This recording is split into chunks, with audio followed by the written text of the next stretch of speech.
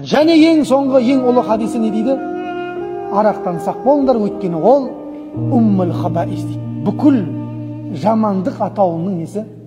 Бастаушысы дейді. Кілті. Бүкіл жамандықтың кілті. Арақ ішкендер ит болып атады, мал болып атады, пұтқа сыйынып атыр, зинанда істеп атыр. Бұл арақтың артынан апарып атқан нәрсесі, апармай жатқан нәрсесі жоқ, көріп атсыздар. Бағана Абидте келе жатсам, жаңа ол жақта бір ана не бар? Арақ сататын не бар жолдың бойында? Әбілқайыр хан деймін осындай бірдеңе.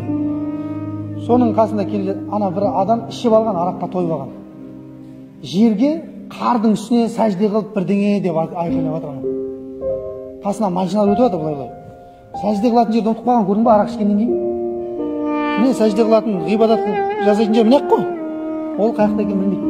Жаңа кешегі Бағдаттағы кісі сияқты. Иттің дәретіне, зәріне дәрет алып отыр дейді. Я Саиди деп айтып қояды дейді. Мырзам, итке қарап әңгімелесіп отыр дейді. Сол ит дәрет сындырса, соған дәрет алып отыр дейді, тақарат алып отыр дейді жаңа кісі. Көрдіңіз ба? Арақтың арты осындай нәрселерге апарады. Аллах тағала баршамызды одан сақтасын, отбасымызды, күллі мұсылмандарды.